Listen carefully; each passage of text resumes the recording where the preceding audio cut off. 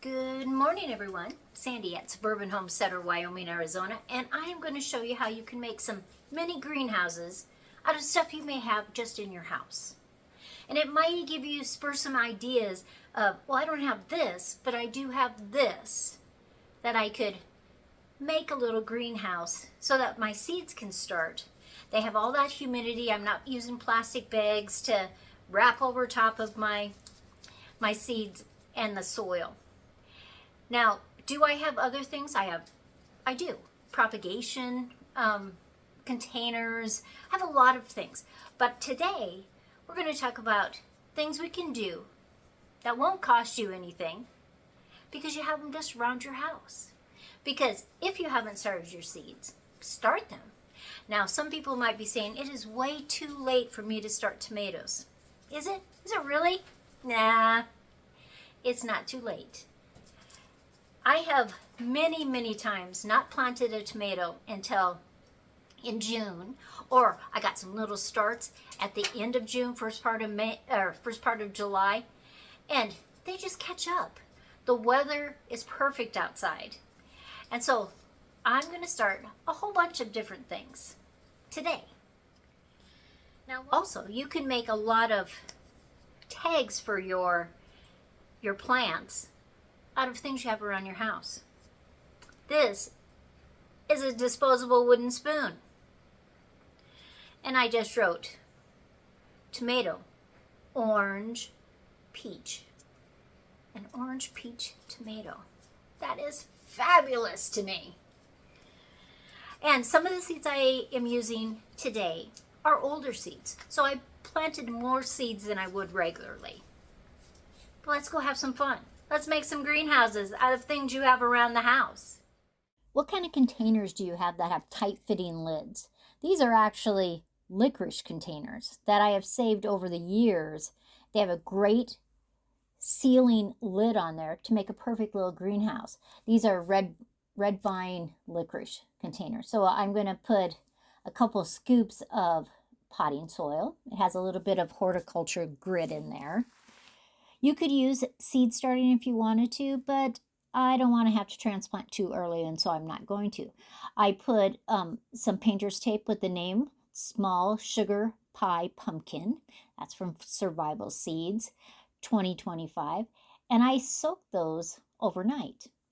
And then I'm just going to arrange them and see how I'm putting those sideways. A plant will figure out which way is up. Don't let anybody tell you that it won't. And I am going to sprinkle some dirt over top of this, but I'm just kind of arranging them, trying to decide where to put them. There's a lot of soil in there, so they can just spread around. And later on, I'll show you when I take them out. And there's a little bit of soil on top. Well, probably 1/2 inch to 1 inch that I'm putting on there. I'm pressing it down so there's no air bubbles in there. And then I'm going to put about 2 cups of warm water in there. Now, I already soaked these, but I'm going to just put that water in there. There's no drainage holes, so I have to be careful not to put too much water in there. Now, all of these will go on heat mats in just a little while, and I'll show you all about that. But then what we want to do is that secure lid. And that will hold all the humidity and moisture in there. And it makes a perfect little greenhouse. Now you can use it with a lot of buckets. Now here's some paper pots that I made. And actually I'll share my video when I make these so that if you want to make them, they're just out of newspaper. Newsprint will work also. And so I'm just filling them in and I'm firming it as I go. Can you see that? So that it just really fills that paper up.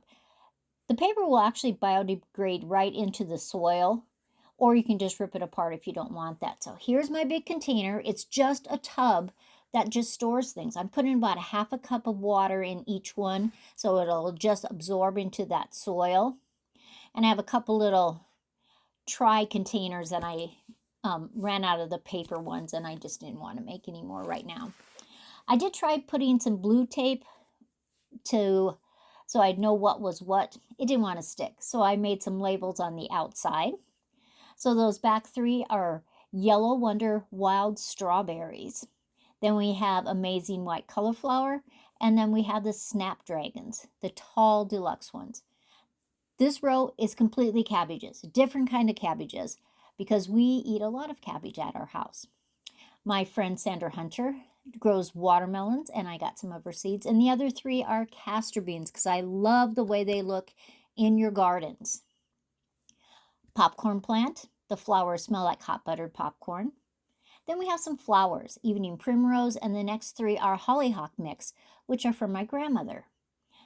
We have 2 different kinds of peppers and Swiss chards. Now these are the tomatoes I also soaked. One from the Botanical Gardens in Cheyenne, Mortgage Lifter from Jennifer Ocean Homestead, thank you again, and the Roma pasta is from Survival Seeds 2025, a collaboration that I'm in. And then some other fun tomatoes. Orange peach, lemon blush, Mr. Stripey, and mushroom basket. How fun is this? And so these are going to go onto a heat mat too, but I'm going to put the lid on there so all that humidity stays in there.